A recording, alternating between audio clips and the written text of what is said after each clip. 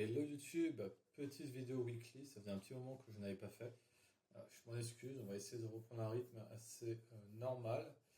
Et donc pour commencer, je pense qu'on va parler de ce qui vous intéresse directement le plus, donc les crypto-monnaies, avec notamment la clôture weekly qui va se faire dans les prochaines heures, et notamment la monthly. La monthly, c'était forcément plus pour commenter celle d'avant, parce que pour le coup, celle qui est actuellement, on a encore pas mal de temps.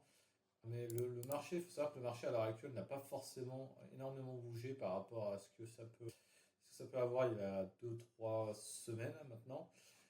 Et pour contre, tout simplement, en fait, juste le marché essaie de secouer en bas, en haut, les différentes positions des retail. Je pense qu'on liquide énormément de monde, notamment après on va en parler plus sur les alts, qui eux souffrent aussi énormément, notamment parce que la dominance reste extrêmement forte.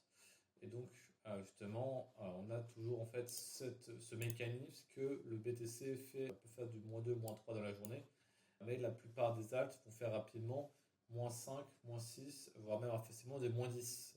Typiquement, il faut éviter en fait de regarder directement les alts, justement pour savoir un peu la santé du marché.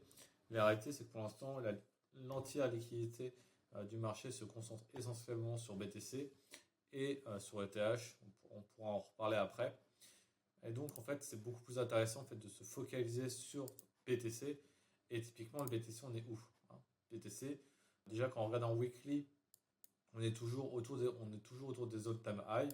Et notamment en fait quand on passe en daily, de la certaine, je pense que vous connaissez bien, tout ce qui est troisième borne, on avait les plus hauts ici, on vient chercher l'excédent en bas, les extrêmes en bas, pardon. Et maintenant, on est juste sur la borne, la troisième borne, du coup. À savoir, la question, c'est maintenant après, c'est est-ce que c'est ATH ou rejet?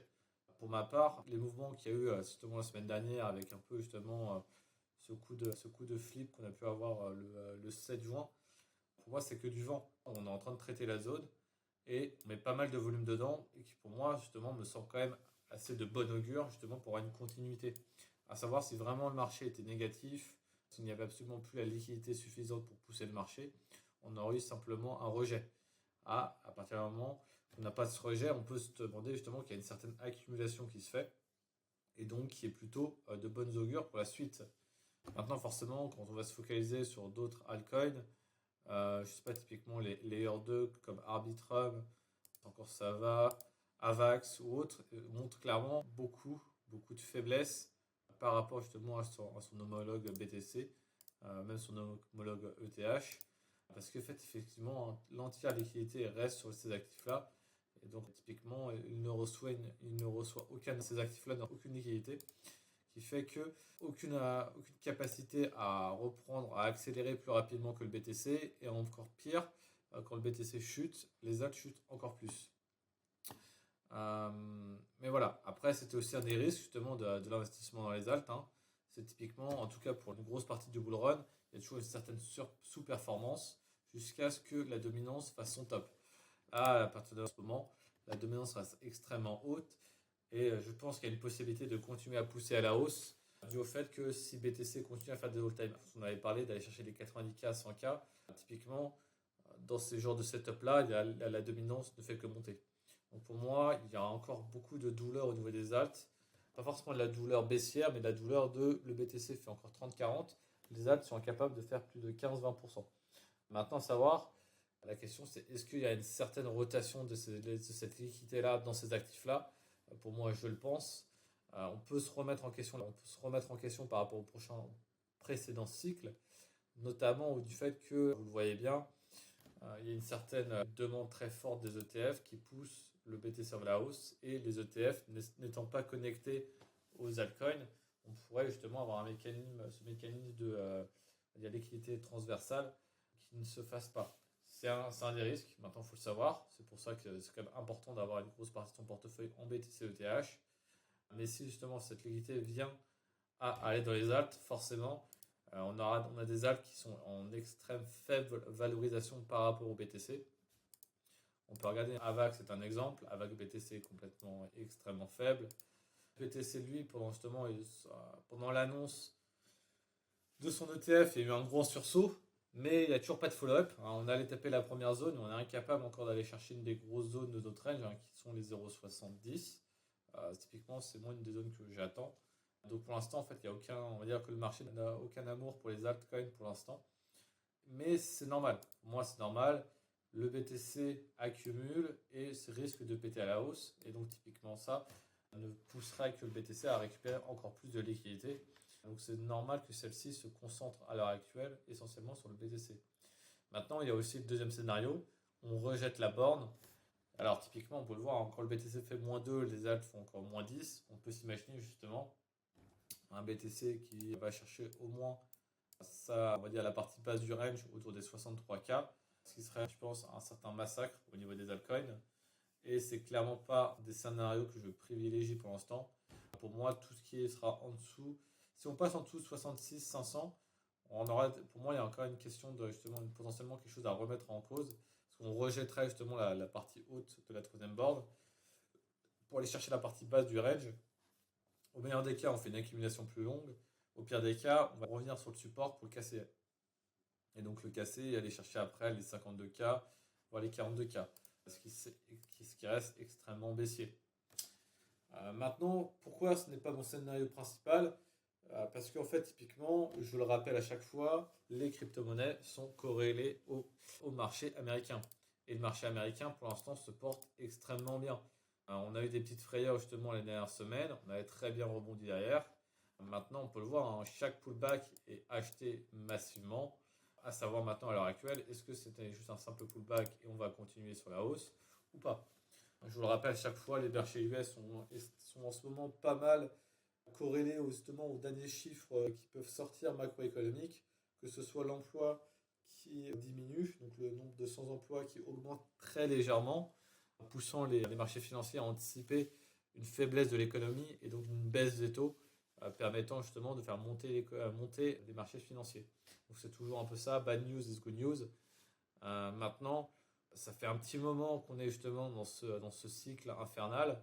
Et je pense que tant qu'il n'y a pas de vraie cassure au niveau de l'emploi, au niveau de l'économie réelle, je pense que une seule direction est possible pour les US et c'est vers la hausse. Maintenant, si on voit effectivement des gros chiffres, des très mauvais chiffres de l'emploi, maintenant, c'est sûr qu'il faut potentiellement remettre en cause ce scénario-là. Mais pour l'instant, c'est juste un jeu de pricing des marchés financiers à quand est-ce que la Fed va baisser les taux. Est-ce que c'est en novembre? Est-ce que c'est en décembre? Et donc typiquement, c'est pour ça qu'on scrute absolument les chiffres de l'emploi. Mais je pense que ce discours-là, je pense que je vous le fais à chaque fois, mais la réalité, c'est qu'on est toujours dans ce discours-là depuis maintenant après plus d'un an. Donc tant qu'il n'y a pas de cassure, alors il y a forcément énormément, quand je regarde Twitter, énormément de personnes qui n'attendent que ça. La réalité, c'est que personne ne sait si ça viendra, ça viendra pas ou ça viendra. Surtout que effectivement, l'impression monétaire faite pendant le Covid a pas mal justement dérouté, on va dire, les indicateurs économiques de base, parce que typiquement, les entreprises ont bien plus de possibilités d'investissement grâce aux chèques Covid ou aux aides qu'ils ont eu massives de l'État. Il y a des plans aussi énormément où l'État reverse justement tout ce qui est semi-conducteurs avec, je sais plus, CHIPS Act, signé par le gouvernement américain pour verser de l'argent aux entreprises américaines. Voilà, il y a une certaine impression monétaire très forte pour stimuler l'économie, stimuler la croissance du PIB. Et typiquement, ça marche. Donc à partir de là, pourquoi vouloir se mettre en face du steamroller de la planche à billets juste pour avoir envie d'avoir raison?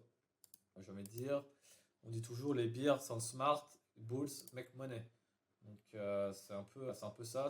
Je peux vous sortir énormément de scénarios baissiers parce que X, Y, etc. ont un impact qui fera que les marchés financiers vont baisser. Mais la réalité, c'est qu'il y a beaucoup de chances que justement les marchés financiers continuent de monter. Pas qu'ils s'en foutent, c'est juste qu'ils ont pris en considération ces données-là. Mais pour eux, ça va quand même extrêmement bien, extrêmement mieux que ces projections-là. Et donc, ils n'y croient pas. Ils n'y croient pas, pardon. Donc, tant qu'il n'y a justement pas de réelle cassure, de vrais chiffres vraiment désastreux du côté économie américaine, il n'y a pas de raison que les marchés américains chutent et encore moins que les crypto-monnaies chutent fortement. Surtout qu'on peut voir des derniers chiffres des ETF qui restent extrêmement bons. Donc justement, la demande est là. Et à partir de là, je veux dire, ça va juste, ça suit son bout de chemin, c'est tout. Ce qui est juste, on peut voir sur les réseaux sociaux, ce qui parle beaucoup, c'est effectivement, hein, il y a une vraie faiblesse des alts. J'en parle, oui, c'est un gros coin impopulaire, hein, même si c'est la catégorie des mêmes coins. Mais je pense que c'est le cas pour beaucoup d'alts. Forcément, il y a beaucoup d'open interest, beaucoup de gens positionnés sur ces alts-là. Donc forcément, la volatilité les tue très rapidement. On revue tous mes alts qu'il y a dans ma liste et c'est vraiment un massacre. Bon, Ondo se tient pas trop mal. Mais voilà. Donc rien d'affolant sur les marchés. Pour moi, il n'y a rien de différent par rapport aux deux dernières semaines. On fait notre bout de chemin sur cette troisième bande-là. Les marchés américains sont résilients et continuent de monter à la hausse. Et donc, il n'y a pas de raison de paniquer sur les alts. Maintenant, comme je le dis, si vous êtes en leverage, etc., bon, je me dis c'est un peu trop tard pour commencer à sortir parce que vous avez dû vous faire tuer si vous êtes en leverage sur des alts. Mais typiquement, c'est pas ici qu'il faut se mettre à prendre du risque, pour moi, sur les alts. On a besoin de savoir où le BTC, si le BTC prend vraiment la direction haussière.